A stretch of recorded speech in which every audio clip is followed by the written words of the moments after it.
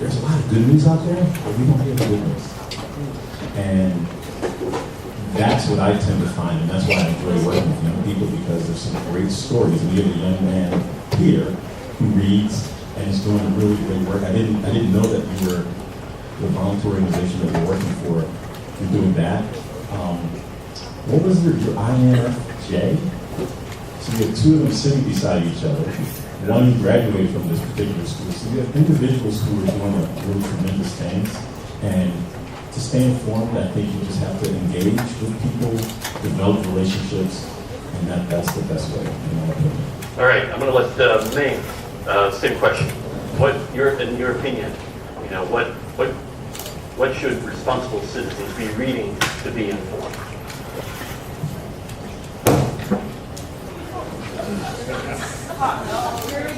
I am so going to regret this, because I have a bona fide soapbox issue, especially nowadays, as Aziz was saying, with political problems. So I tend to get on my high horse. I'll do better than that, sorry. I have some opinions. It is so easy nowadays to listen and read the things we want to hear and see and see. It's called the echo chamber. Opinion number one. Do not do that!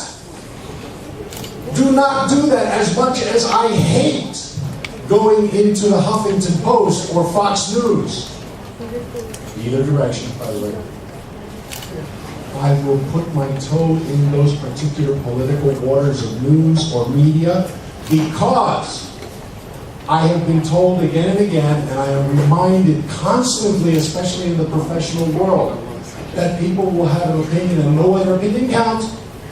Don't do that.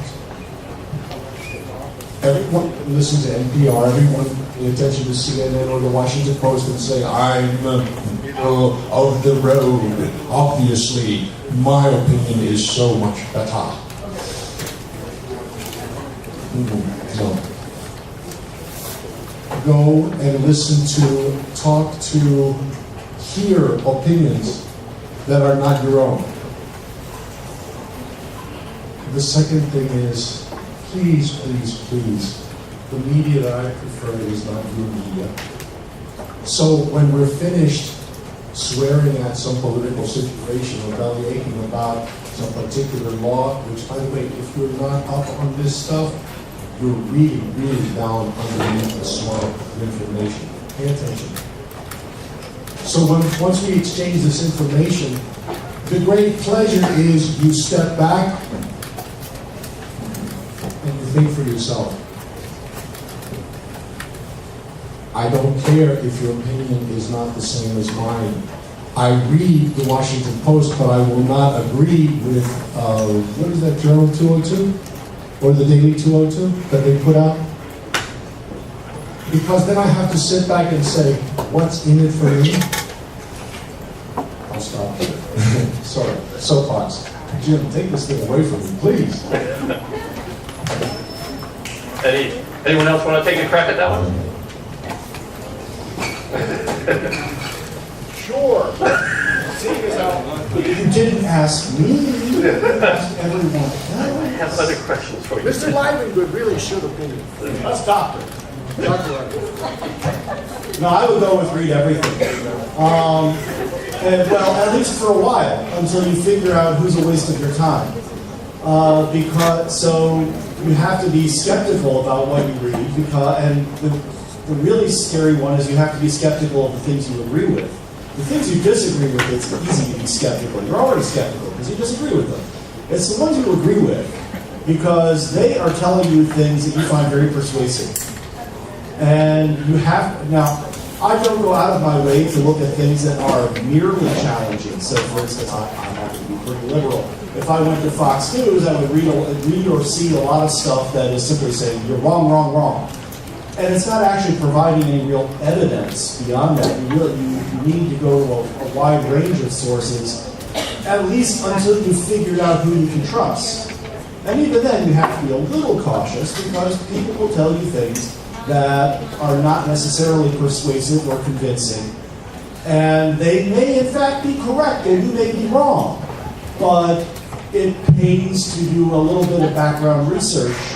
And really, these days, there's just no excuse for not doing it because Google works really well. And, it won't give you absolute truth, but for instance, if you read something and you say, that's shocking, I had no idea, and you Google it and you find that only sources that have a particular political bent have that story, and especially if they have some quirky word in common on each one of those presentations, okay, that's echo chamber material. That is something that's being shared because these people found it persuasive, not because there's any real evidence for it. Of course, there's deep research and there's shallow research. We should at least do shallow research enough to find out, well, that really is ludicrous. That's just not acceptable, and this author is a waste of my time. Some particular author, basically, I accept whatever Joel Achenbach says because Joel has proven himself over and over again, and I get to yell at him sometimes. Joel Achenbach is the science writer for the Washington Post. He's now an everything writer at the Washington Post. They actually moved him out of. Oh, and by the way, Joel, his background is in political science, but he ended up being the person who wrote about science for a long time for the Post because he's just really good at explaining things. I did not know. Of course, people have their problems with talking Bible, but I will not hear a bad word said. I'll stop there. Okay, all right. I'll give you the opportunity to circle back to the earlier question about what it was. about what either fiction or non-fiction book influenced you, in particular, maybe has influenced you to care about a particular topic or issue. Why I have been sweating and wrestling with this question. The nonfiction one, that's real tough because to give you an idea, my living room looks a lot like the outside walls of this room. We decided that we didn't need much seating, we just needed lots of bookcases. So it's all bookcases. And I've only read about a third of them because my wife and I each brought about a third of our current library in, and then we acquired the other third. And it's not it's not clear which ones I've actually read at this point, but got the resources there. Thinking about what nonfiction books. I was really influenced by a class I took in college there that is not in my field, although it was a little tempting. But anthropology, the textbook for the class, was really enlightening. And a particular book that we read in the class, which has the single best title any book has ever had. You guess. Oh, that's weak, man. The Sorrow of the Lonely and the Burning of the Dancers. Is that not the best title ever? And is that nonfiction or fiction? That's a nonfiction book. Even better. About people in Papua New Guinea and how the different way in which the world is viewed by people who are coming from a fundamentally different position. A History of Classical Greece by J.G. Bury and Russell Meggs. Because again, one of the big mistakes we make when we look at people, we make two mistakes in the ancient world, and they're on opposite poles. One is to assume that they're exactly like us, and they're not. They viewed the world in a fundamentally different way in many respects, especially with respect to our modern conceptions of religion and its role in human life was very different in classical Greek society. And that played a part in how politics worked, how people talked to each other, what they thought was important in life. And then the other is at the opposite end is we make the mistake of thinking that people in the ancient world were nothing like us. They're us. It's only 2,000 years ago. They're us. They're just as smart as you and I are today. It's just that the stuff that they knew was different. Some things they knew much better than you and I know them, like exactly what does it mean when the air smells that way? What's going to happen with weather later today? And then there's a lot of stuff they don't know, like what is an atom? And what is chemistry? Things like that. And then finally, among the nonfiction, the Bible is a really enlightening view of how people that we think we know see the world differently over thousands of years written in there. And then on the fiction side, I gave it a lot of thought, and I finally decided, actually, the graphic novel Watchmen, I think. Because at every level, it is a meditation on power. People who have it and people who don't, and what it does to you to have it and what it does to you to get it. And it's just a fascinating, and of course, one of the things that makes it a lasting work is that it's not just something as simple as, well, let's think about power. And you can approach it from many, many angles, but these days, for a variety of reasons that we've all hinted at one way or another, thinking about power and what happens when you didn't have it and now you have it, has been really important. And so it's really coming to mind for that reason. All right, thank you.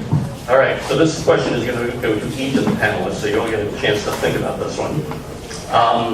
Reading for meaning makes us critical thinkers and helps us determine the truth.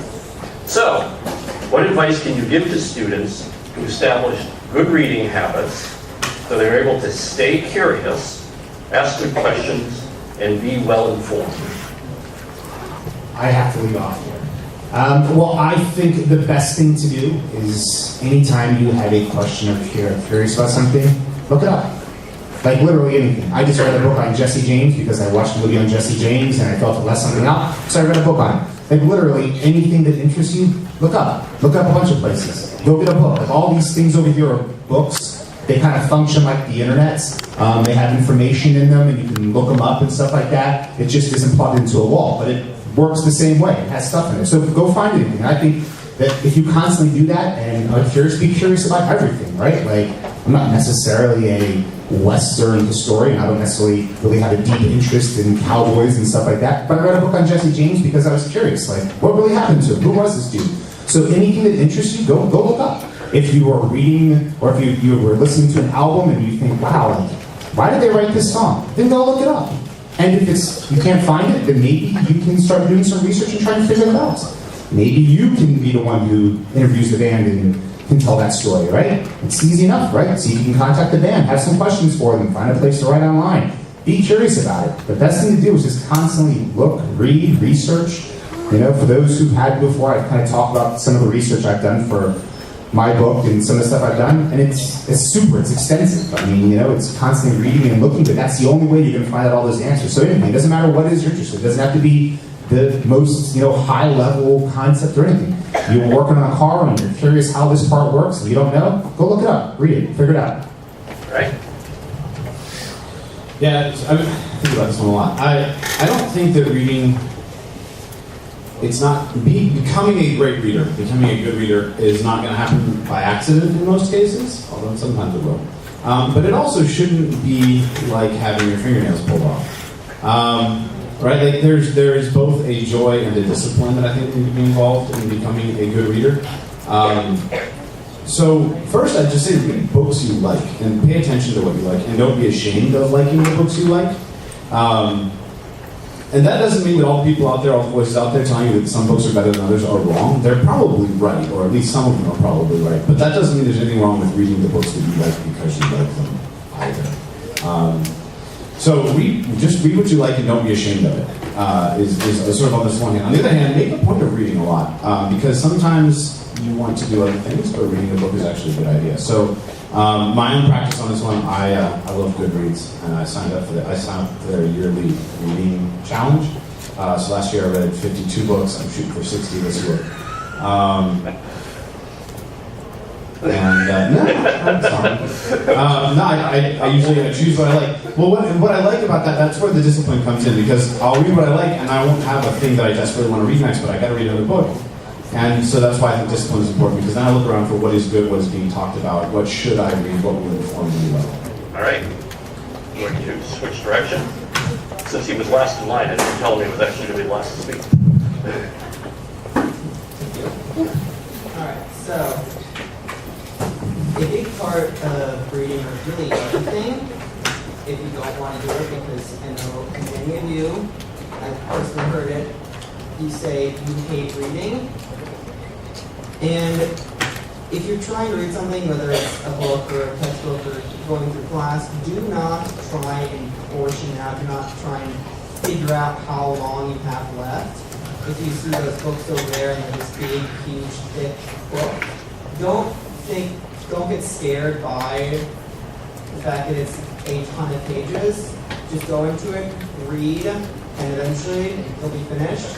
If you try and portion out, regardless of what it is, books, school. For me, when I ran my first marathon, I was trying to figure out, all right, I have 1 mile left, that's 8 minutes, that's some other amount of time. You're gonna go insane. You will lose your mind trying to figure out how long you have left. So just go into it, and eventually it'll be done, and that'll be it. Right.